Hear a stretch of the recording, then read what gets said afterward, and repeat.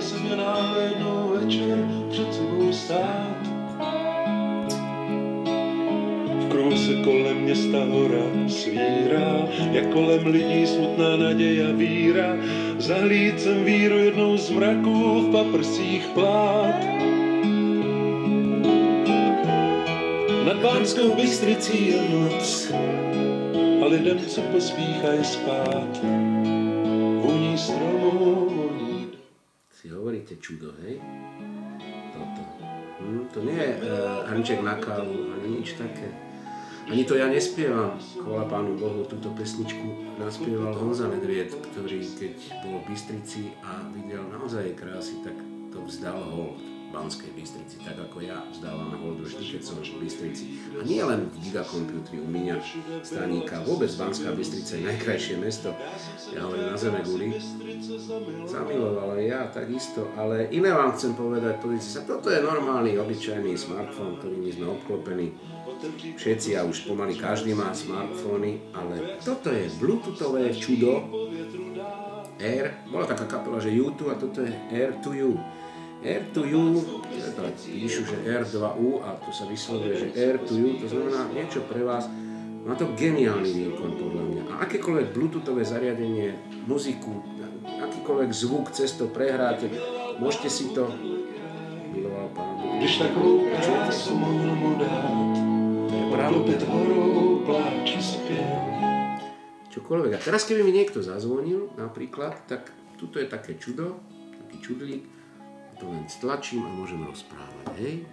Presne, to je hands-free bluetoothové zariadenie, ale ten zvuk, aký to má. A pridávať si môžete aj na tomto. Áno, tu je, že volume, nemám okuláre, takže už mám krátke ruky. Ale počujete, aj na tomto odložím, aby ste nepovedali, aj na tomto si. Počujete? A keď skombinujete toto, a tu som mal lidem, co pospíchají spát, vůní stromů dech. Úžasná vecička.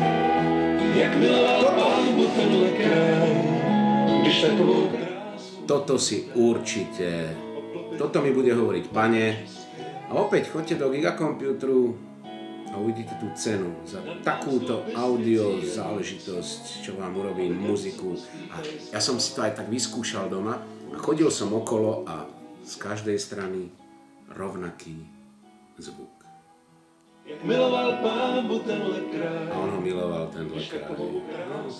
Vážme si to.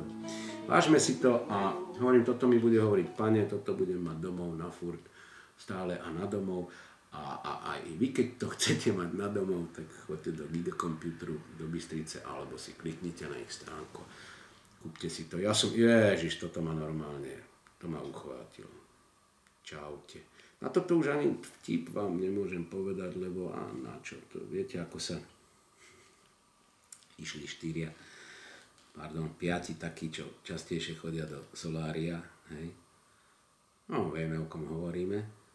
A išli v kupe, cestovali v oblekoch, biele košele, klobúčiky a prišiel konduktor a hovorí dobrý deň. Joj, dobrý deň, prajem.